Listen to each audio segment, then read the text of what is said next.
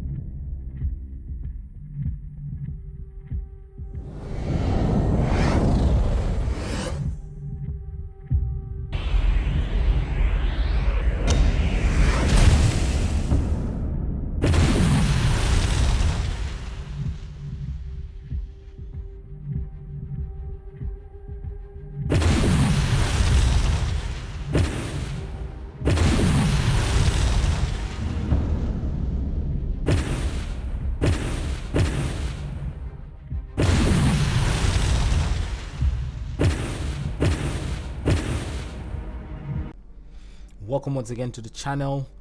We are in the new season. The new season starts today and the new season ends the weekend before the Christmas weekend.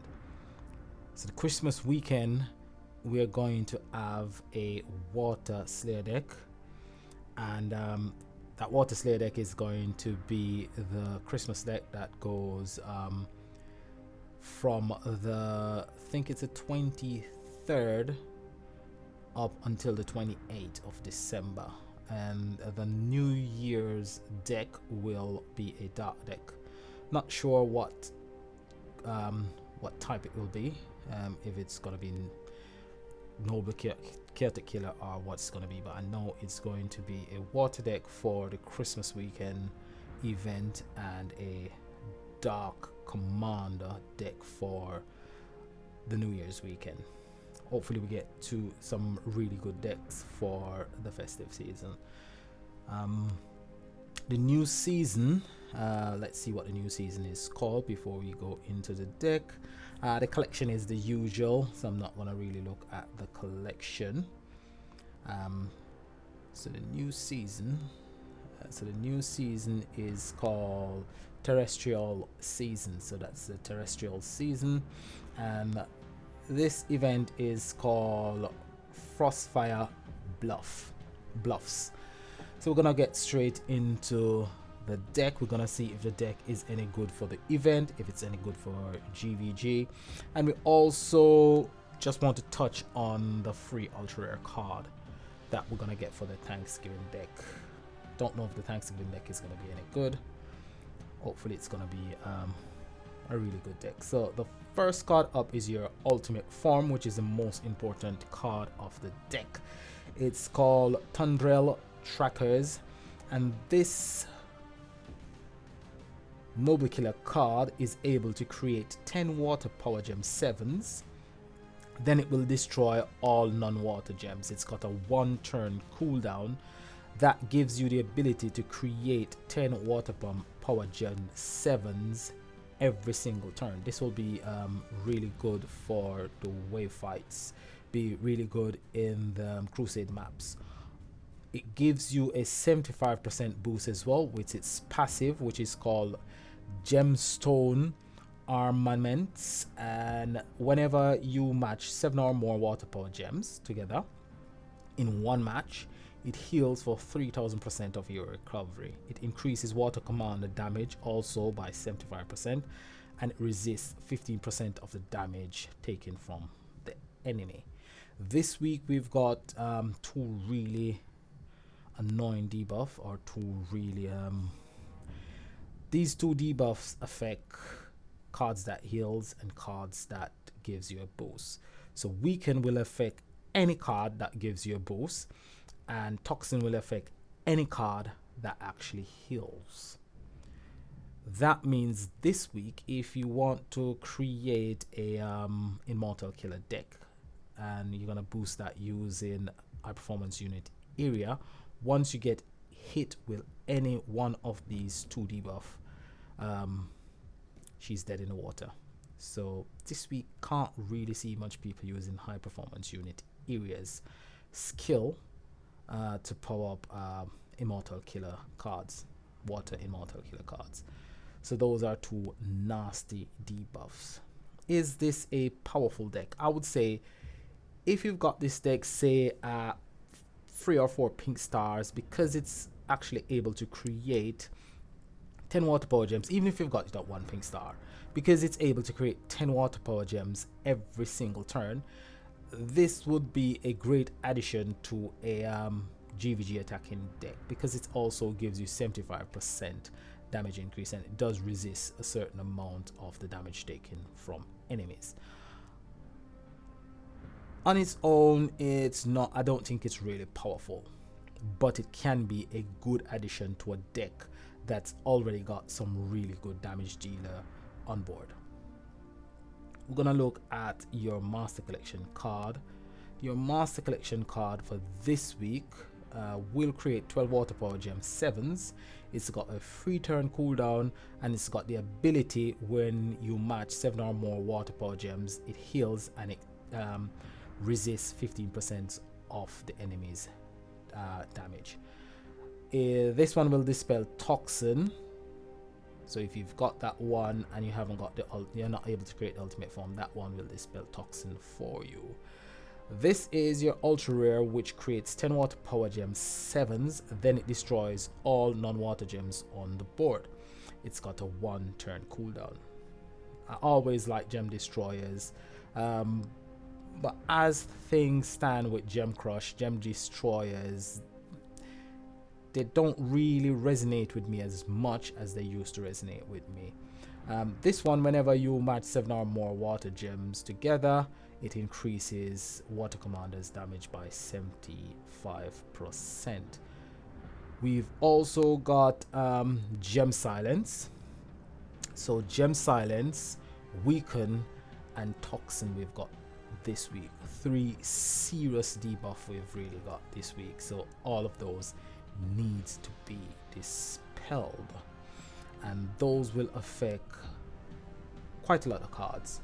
Now your main hero for this week, Edgar Darkwing. This one creates 7 water power gem 4s. It's got a 3 turn cooldown, so it's not a bad card. It's relatively okay. Whenever you match 7 or more water power gems, it will heal and it will resist 10% of damage taken. This one dispels toxin as well. Now the support card for this week, I had a look and it's much better than the card that we had last week. Now this one creates 2 water power gem 2s. It's not water power gem 1, it's water power gem 2, so that's not too bad. It's got a 1 turn cooldown and it does increase maximum HP by 10%. This one dispels weaken, so that could be an addition to someone who's just starting out in the game, would be a nice addition to their deck. So that's your deck for this week. Your deck for this week is quite simple, quite straightforward. However, the debuffs are the ones that I am most concerned about, because the debuffs are some really serious debuff. We got Gem Silence, we've got Weaken, and we've got Toxin. So those are debuffs that's gonna really affect the ability of your cards this week. So I was trying to create a deck here using Arcane Killer to boost Arcane Killer skill, but I'll concentrate on that tomorrow. So 3 cards that you could add to your deck to actually dispel one of the debuffs. And first one up is the main hero. The main hero, as I said, will dispel Toxin. The next one up is a Slayer card. It's a Keratic Killer Slayer. It does create 8 Water Power Gem 5s now and at the start of the next turn. The increase is for water Slayers, not for Water Commanders. And what it does as well, whenever a hero delays the enemy turn, it will create an additional 4 Water Power Gem 6. It also has got the ability to delay the enemy turn count by 1, but that one has got a 5 turn cooldown. So on turn 0, you will delay the enemy's turn count by 1. That will allow you to create additional 4 Water Power Gem 6s. This one, Valhalla Vanguard, is also a Slayer, and this one will create 10 Water Power Gem 7s now and at the start of the next turn.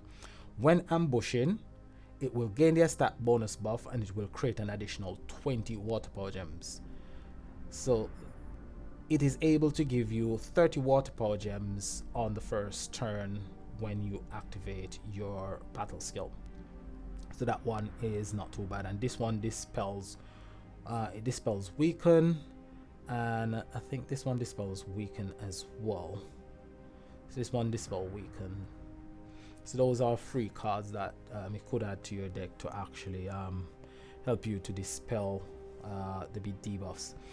The next set of cards that I've got here are cards that can boost your deck depending on what combination of cards you're putting together. So you've got Supreme Santa that will give you boost to all Noble Killer cards, regardless if they're Slayer or if they're Commanders. That one is really good for the current deck. Headstrong Sirens boost the attack output of all Chaotic Killer. We were using that last week. The Jailers will give a boost to Arcane Killer, just like Circuit Breaker. Both of them have got a 6-turn cooldown. And none other than Metaverse Master is the next card up. So those are 5 cards that you could consider to actually add to your deck, depending on which direction you're going to come from. If you're going to come from a Noble Killer direction, Chaotic Killer, Immortal Killer, I think it's out of the question this week. You're not going to be able to use Immortal Killer. Would be great if you could dispel Weaken and Toxin, because then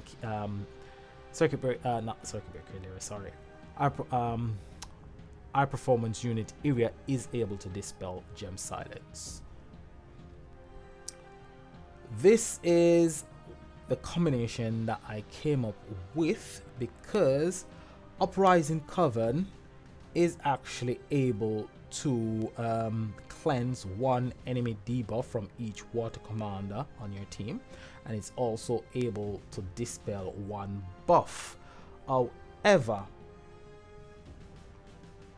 because this one actually creates 6 water power gems with its battle skill, if you're hit by Gem Silence, you can't activate its battle skill. It says it is unstoppable. However, even though a card is unstoppable, certain debuffs will affect your skill. So let's see if this card cannot be silenced. Okay, if nothing can silence this card. This one dispels Traitor. This one dispels Armor, so it's not going to be of much use. But this is going to be one of your cards this week that will give you the Noble Killer buff.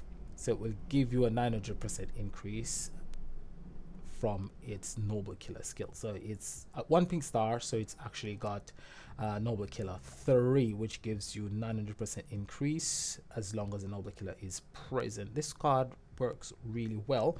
I'm gonna explain the combination as I go through the cards. So this one creates 5 water power gem 6s plus 1 more per charge of Omen.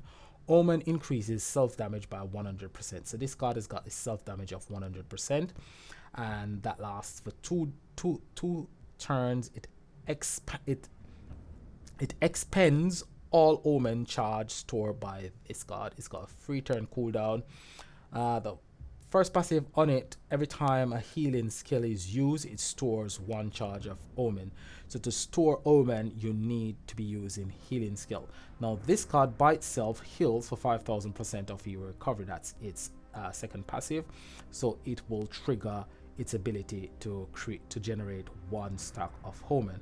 The second passive, at the start of the battle, you start the battle with 3 stacks of Omen. So you start the battle with 3 stacks of Omen. That's quite nice. What will happen is all the cards in this combination actually heals. We've got Black Flag Maroonders, should be a card that needs no introduction, but I'm going to go through Black Flag Maroonders battle skill anyway.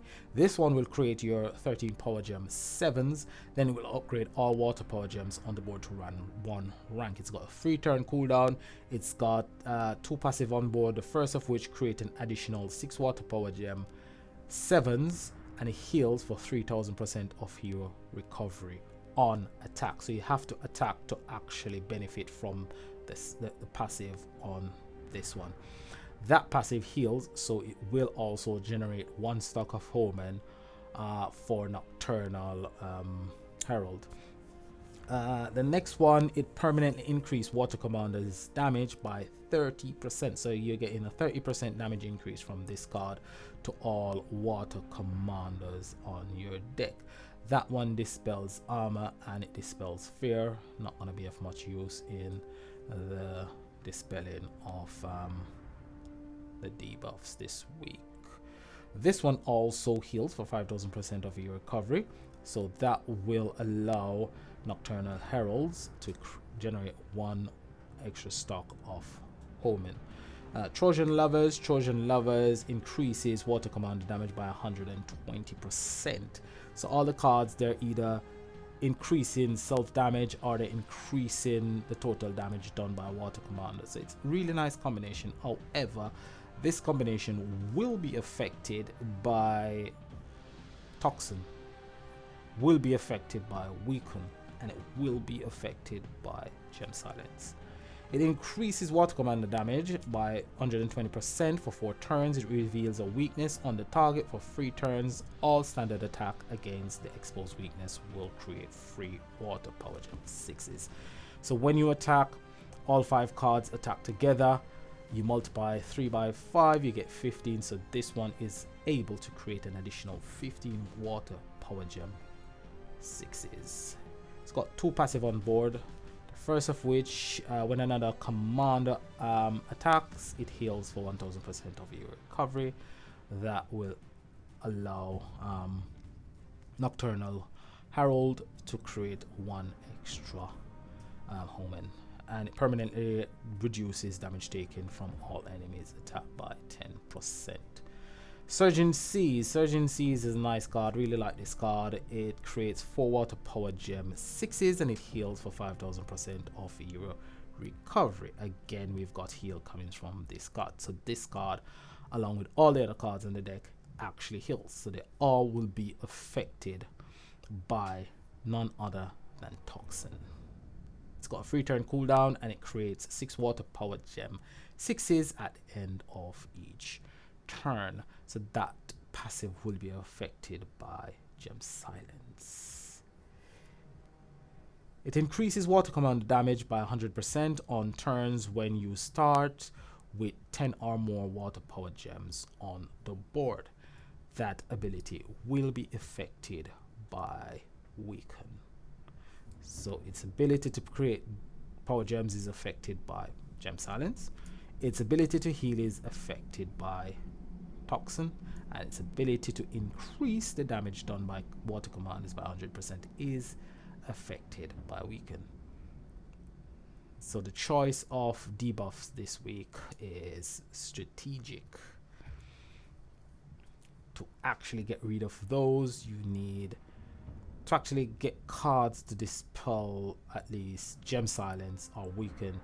You probably would need the ultimate form, because the ultimate form dispels Weaken and Toxin, and you could find another card that dispels Gem Silence. But as it stands, this combination, if Uprising Coven, I'm not really gonna concentrate on ultimate bosses this week, because I think ultimate bosses is a waste of time, especially when you're in a really strong guild. When you're in a really strong guild, it's always better to farm your keys for your guild bosses and then always try to take part in Frenzy. That is one way of gaining quite a bit of trophy, along with going through the Umbral quest map. Umbral quest map, as long as you can get the bosses level quite high, then you can farm most of your trophies going through the Umbral map. One thing you can do with your ultimate bosses as well, if you get ultimate boss up, you take it up probably to level 10, then you quit and restart the app, go back in, it actually pauses the line. Now if you get another ultimate coin, when you go back and play that ultimate, when you get to the maximum and you die or you stop playing that boss and that boss goes away, the next line will actually start automatically. So that is one thing that you can try if you're into ultimate. But as it stands, my deck isn't really gonna be a deck that will take me really high against ultimate bosses, because as you get higher, the debuffs, you're not really able to dispel the debuffs as easily. Moreover, you have to get really high to actually gain a lot of trophies from the ultimate bosses. So ultimate bosses, for somebody like myself who hasn't got like 6 pink star ultimate forms and 5 pink star ultimate forms, is a total waste of time. So Umbral bosses is something that I wouldn't encourage you to actually focus on unless you're farming keys. And the trick that I just told you is the way I farm my keys. I would play the ultimate bosses until I get up to probably level 16. Then I would do a bit of damage, allow time to elapse, get rid of it, the next line start to take the next line up to 16 as well, and then do a bit of damage and let it go away, and I get enough keys. As long as I can kill the bosses using 1 key, I can actually farm keys. But when you start using 3 keys, if you're not doing like 500% overkill, it's not worth your time. It's actually a waste of time. So Umbral map is where it's at, and Guild Frenzy. So you need to be in a really strong guild to do Guild Frenzy. So this is the combination that I'm actually going to start the event with, and I'll play around with the deck and see what combinations I can actually come up with using some of these cards. I won't be able to use all of them, because some you might find it really difficult to create a deck and using these cards as the card that's gonna boost the damage output or the attack output of a particular skill. So I'll see how I get on tomorrow with deck combination. All right, so that is going to be it for me this week or today. Tomorrow I will do possible deck combination, where we will take a look at what combination works and what doesn't work. So join me tomorrow for possible deck combination. But just before I go, if you got the deck, congratulations. If you haven't got the deck, I wouldn't go too deep for it.